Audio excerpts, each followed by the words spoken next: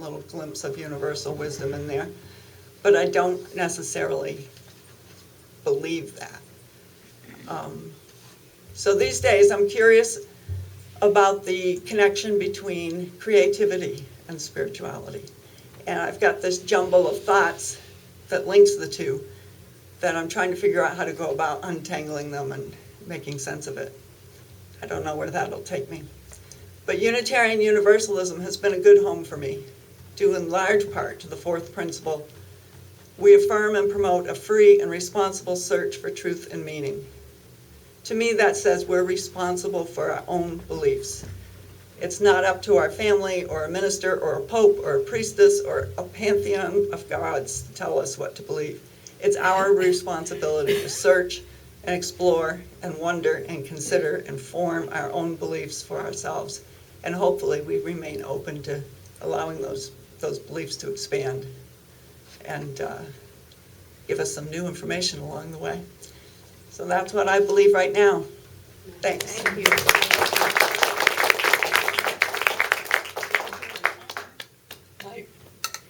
I let her, for being brave for going first, I let her go a little bit over.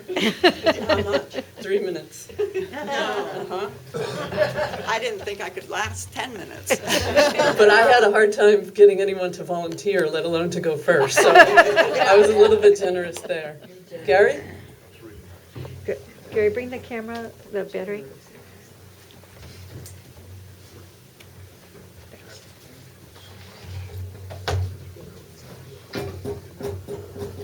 I'll get it. I'll get it. I'll get it, thank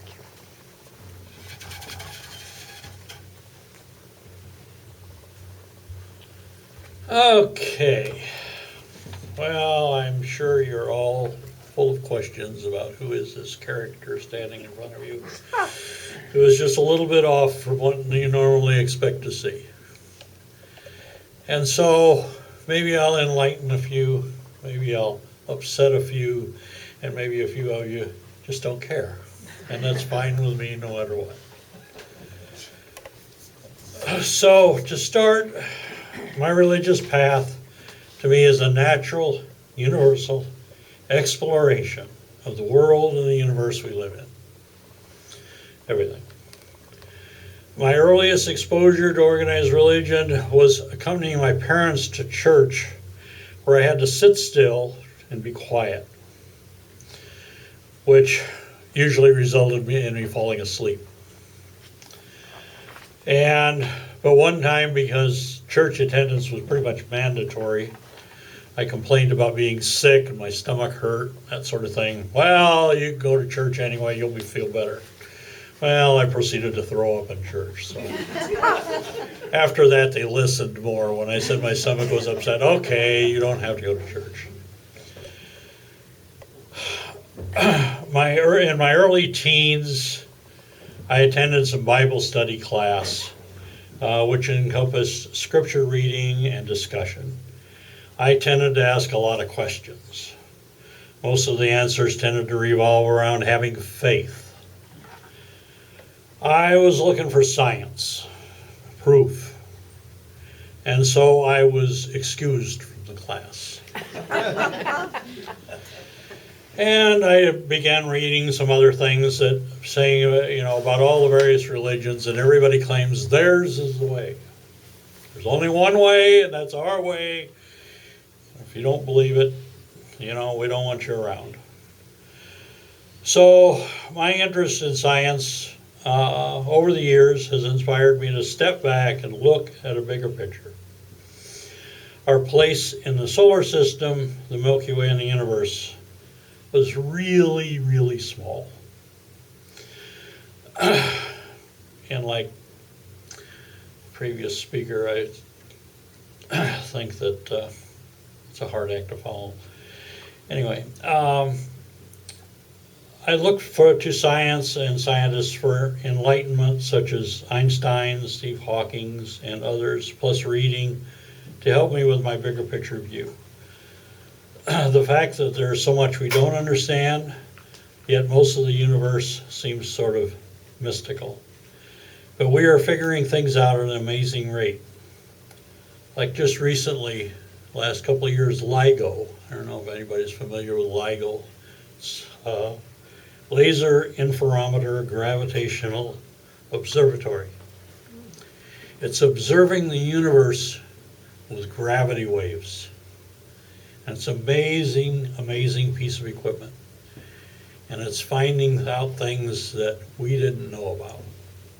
So our information is just accumulating at an astounding rate. Einstein once was asked if God throws dice to determine how the universe works. And Einstein replied, "The dice are not only thrown, but they're thrown where we can't see the numbers." I enjoy looking at the stars and planets at night and seeing the rare flash occasionally of the International Space Station as it blinks across the sky. I've seen a total solar eclipse here in Oregon, my first one. It was amazing. Looking at some of the Hubble telescope images are astounding images of what the universe is out there. I keep busy with various projects, reading, doing things in the community. I am volunteering at the Noble Creek Hatchery, where I'm currently president, and we do the spawning every year. And a lot of the stuff out there was not ergonomically effective for a bunch of old people. So I've been out there improving the ergonomics of the situation so people aren't having to do so much lifting and carrying and that sort of thing. So helping out with that. I had a small part in My Fair Lady, which I was George the bartender, and I got to throw Doolittle out of the bar. So that was a fun time. First time on stage. I attend talks at the Hale Center and have taken several of the geology trips by Ron Metzler. I enjoy shopping and supporting Habitat, recycling what I can, so helping out in that way. I feel that everyone's responsible for their own feelings, and I think people don't take that into consideration when dealing with other people. One makes their own joy and happiness, and sometimes it's difficult to keep sadness away from joy. You are the only one responsible for your experience. I feel that the most sacred idea to me is the application of the scientific method of knowledge being built up over centuries, each discovery made by someone standing on the shoulders of those who came before. Einstein and Newton's equations and formulas are still being used today. The Greeks had an interest in science, and they had sort of an animism idea that everything had life in it. And if the wind was blowing, the reason the wind was blowing was that because the trees were waving and were making the wind. Well, eventually they got away from that. But then there's people that believe in the flat earth. What are you going to do about that? And there was like these people who were looking for the Higgs boson, which was the particle that gives matter its mass.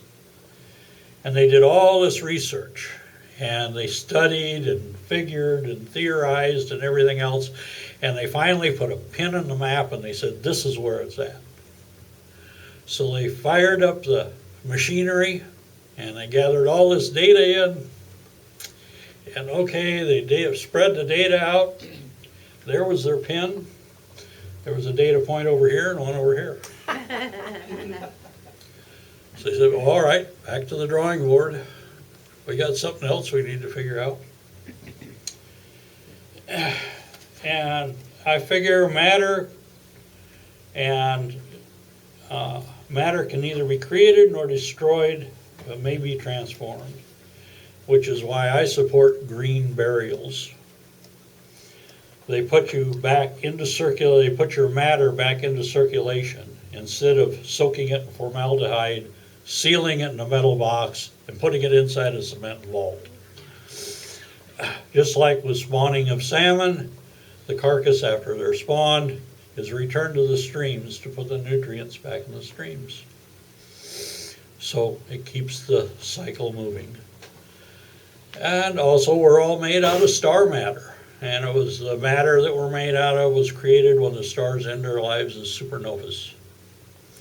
The building blocks of life are known as CHON, C-H-O-N, which stands for carbon, hydrogen, oxygen, and nitrogen, and some trace elements here and there. And so without supernovas, first generation supernovas, we wouldn't even be around.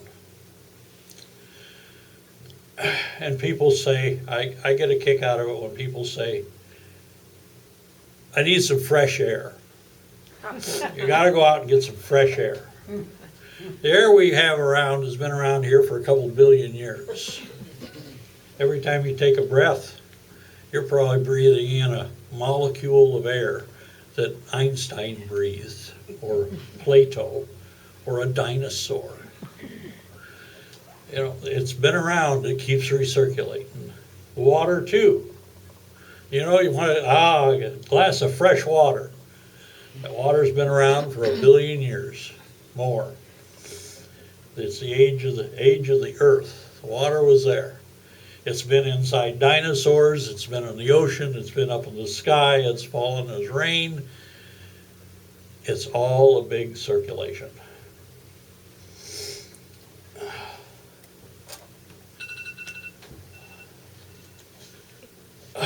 Now, there's things about the afterlife and such, and I have a problem with the concept of heaven and hell and a soul. And I've decided there's no real evidence to support any of them, in my opinion. And astrology, people look to astrology, and that's fine. They're along with the flat earthers, I think. But I don't really believe in astrology, but some people need to. I do believe that I need to follow the social morals and mores of the civilization I live in and treat people with respect and compassion, although at times I do fall short in that respect. My beliefs have changed many times over many years, and they aren't set in stone, but I am happy with the beliefs which I consider simple and straightforward. My beliefs boils down to solutions through evolution. Through my years, I've gathered information from science, and so I evolved my solution, also known as ideas, answers, outcomes, beliefs. And a solution, there's like a military term in solution. You have a gun, you have a target, you're on a moving platform, your target's moving, so you put the information in about your direction and speed, you put the information on the direction and speed of your target, and you grind the numbers up in a computer and it comes out with a solution.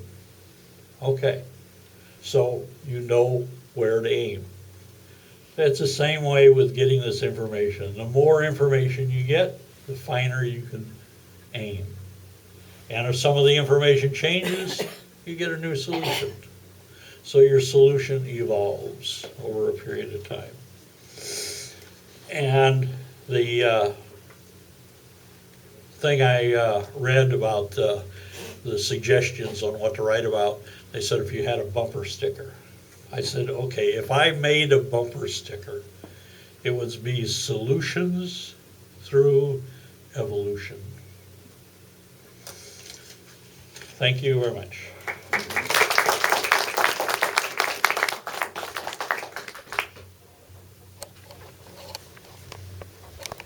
Our next speaker is extremely